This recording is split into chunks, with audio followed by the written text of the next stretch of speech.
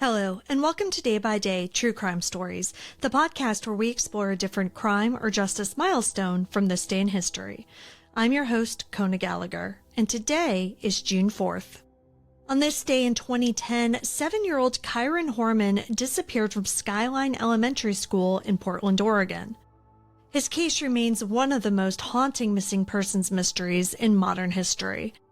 Despite massive search efforts, countless leads, and years of investigation, no trace of Kyron has ever been found. Today, we'll walk through Kyron's story, from his early life through the events of that fateful June morning and into the complex and often heartbreaking investigation that followed. Let's get started.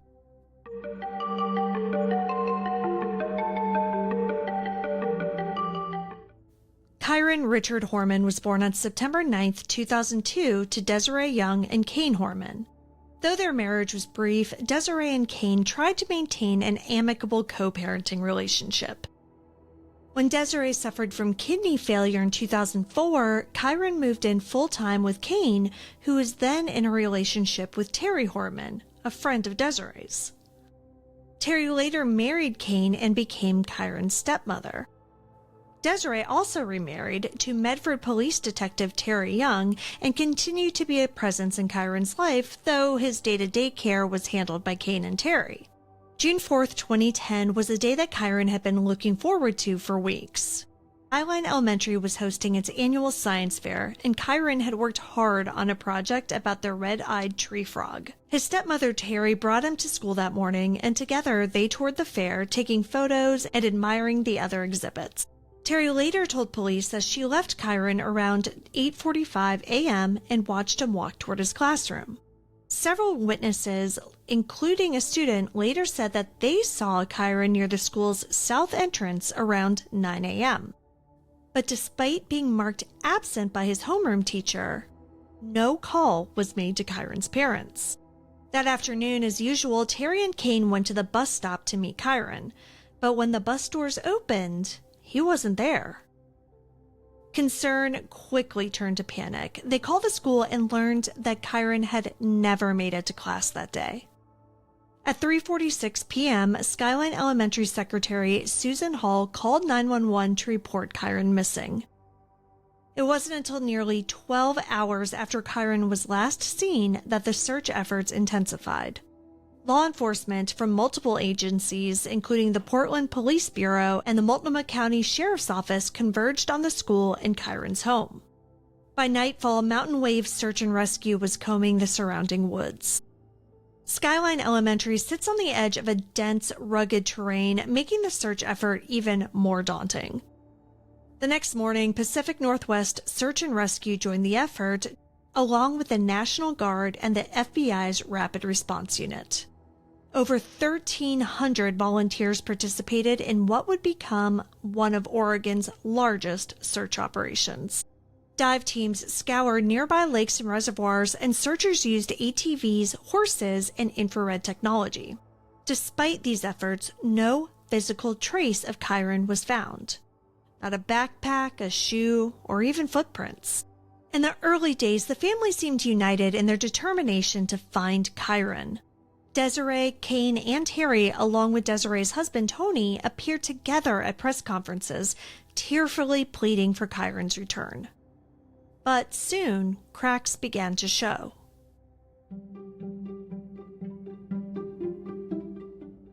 On June 26, Kane filed for divorce and obtained an emergency restraining order against Terry. Court documents later revealed a shocking claim.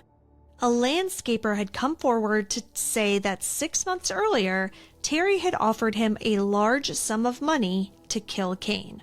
Though this murder-for-hire plot wasn't directly linked to Kyron's disappearance, it cast a shadow of suspicion over Terry.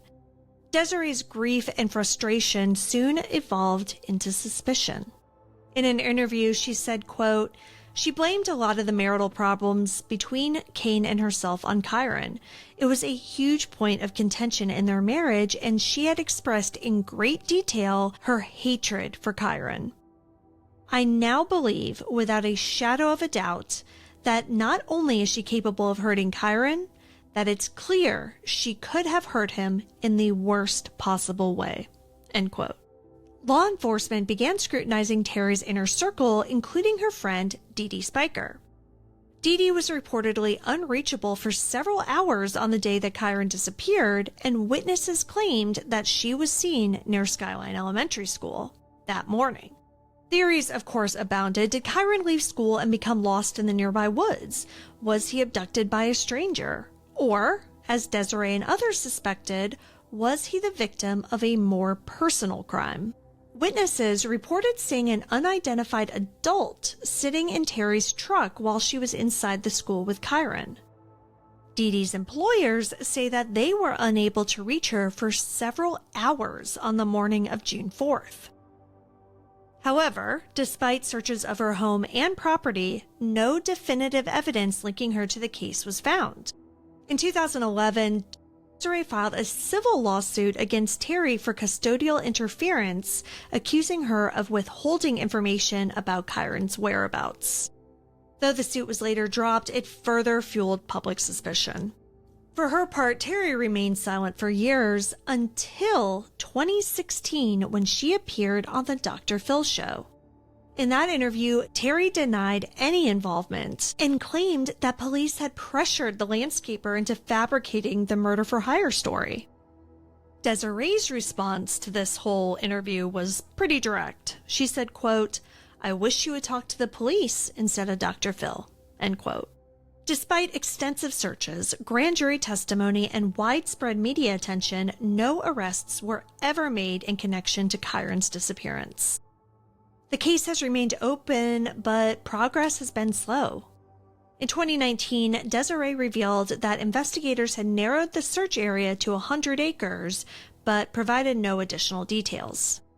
Kyron's face continues to appear on billboards, posters, and missing persons databases. His name evokes heartbreak in the Portland community, and his family continues to hope for answers.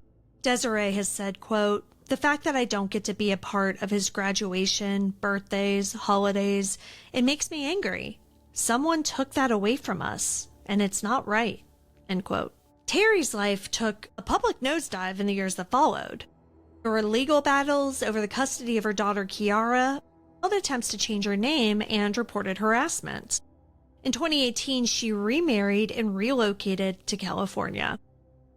She has not spoken publicly about Kyron's disappearance since that Dr. Phil interview. Kyron would be 21 years old today. His disappearance remains one of the most perplexing unsolved cases in recent memory. The Multnomah County Sheriff's Office continues to urge anyone with information to contact their tip line at 503-988-0560. We covered Kyron's case in more detail on my Missing Persons podcast, and then they were gone. If you're interested in a long-form episode about this case, it was released on September 16th, 2020, and is still available on all podcast apps and on YouTube. Thank you for joining me on today's episode of Day by Day True Crime Stories. If you found Kyron's story compelling, please subscribe, rate, and review this podcast. It'll help us grow. And be sure to join me again tomorrow as we explore another significant event in true crime history. Until then, stay safe, and remember that behind every headline is a life worth remembering. Day by Day True Crime Stories is a Little Monster production. Hey, you can do it!